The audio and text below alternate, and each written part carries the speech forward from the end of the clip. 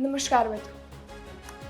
હરીફાઈમાં જીતવું, હરીફાઈમાં નફો કરવો એ કેટલો બધા માટે મહત્વનો હશે.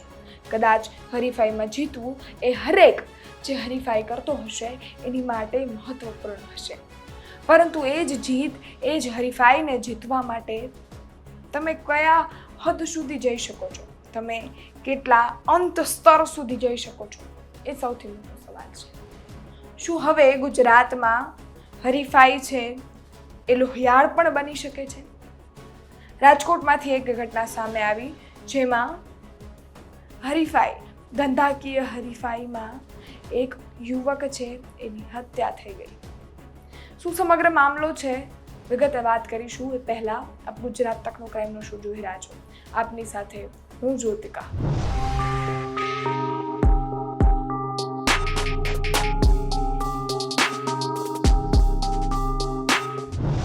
રાજકોટના થોરડા વિસ્તારમાં ફોટો ફ્રેમ બનાવવાની એક કંપની હતી. ફોટો ફ્રેમ બનાવવાનું એક કારખાનું હતું. એ કારખાનામાં એક યુવક કામ કરતો. એ યુવક ત્યાં શીખી ગયો અને શીખ્યા બાદ એના પોતાનું નવું ચાલુ કર્યું અને એનાથી ઓછા ભાવમાં વહેંચવા લાગ્યો. બંનેમાં જોવા જઈએ તો બિઝનેસની હરીફાઈ, ધંધાકીય હરીફાઈ થઈ ગઈ.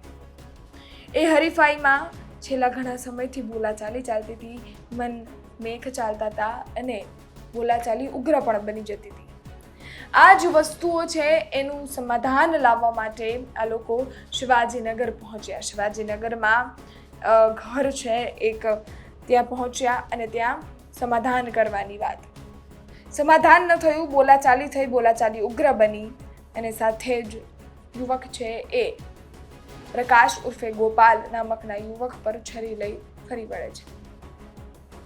ગંભીર ઇજાગ્રસ્ત થાય છે. તરત જ સારવાર માટે હોસ્પિટલ ખસેડવામાં આવે છે અને સાથે જ સારવાર દરમિયાન મૃત્યુ થાય છે. આ ઘટના અંગે પોલીસ કાર્યવાહી કરે છે, કેસ ફાઇલ થાય છે અને સાથે જ બંને પક્ષમાંથી આક્ષેપ લાગે છે કે આમણે પણ હુમલો કર્યો, આમણે પણ હુમલો કર્યો. બંને તરફથી ફરિયાદ નોંધવામાં આવે છે અને પોલીસ કાર્યવાહી આગળ ચલાવે છે. સમગ્ર બાબતે સૌપ્રથમ મૃતક ગોપાલ છે એમના ભાઈનું નિવેદન સામે આવ્યું છે. શું કહી રહ્યા છે તે સાંભળીએ.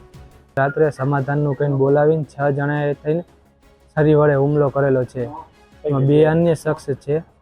જગ્યા છે શિવાજીનગર દૂધસાગર રોડ ઉપર 215 ખૂણે.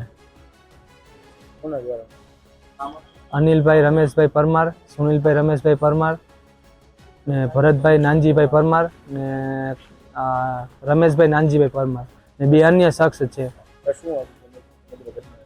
અનિલ રહ્યો ને મારે ત્યાં પહેલા કામ કરતો હતો. 1 મહિના પહેલા અમારે બોલાચાલી થઈ હતી. મારે ત્યાં કામ કરતો, 1-2 વાર ચોરી કરી, એની લીધે અમે એને કારખાનાથી કાઢી નાખ્યો હતો. પછી મારા વેપારીમાં જઈને ખોટી રીતના ભાવને બગાડીને અમને હેરાન કરતો હતો, અમારી છાપ ખરાબ કરતો હતો. એટલે પછી અમે એને સમજાવવાની કોશિશ કરી. 5 મહિના દિવસ પહેલા બોલાચાલી થઈ હતી.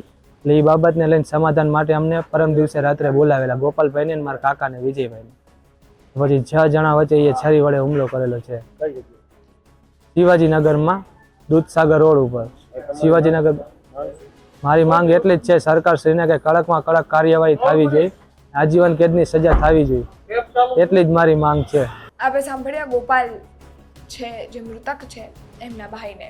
એમણે આ સમગ્ર ઘટના અંગે વાત કરી છે. સાથે જ પોલીસ છે એણે કાર્યવાહીનો દોર તીવ્ર કર્યો છે. આ સમગ્ર બાબતે શું આખી ઘટના છે એનો ભેદ ઉકેલવાની પોલીસ કોશિશ કરી રહી છે. સવાલ એ છે કે શું ગુજરાતમાં હવે આ નાની નાની વસ્તુઓને લઈ અને ચાકુ, છરી જેવા ગંભીર વસ્તુઓથી આવી રીતે કોઈને ઇજાગ્રસ્ત કરી અને કોઈનો જીવ પણ લઈ લેવામાં હવે લોકોના હાથ નથી કાપતા. આ ઘટનાના તમામ અપડેટ તમારા સુધી પહોંચાડશું. આ ઘટના અંગે આપના શું અભિપ્રાય છે કોમેન્ટ ચોક્કસથી કરજો. ફરી મળીશું.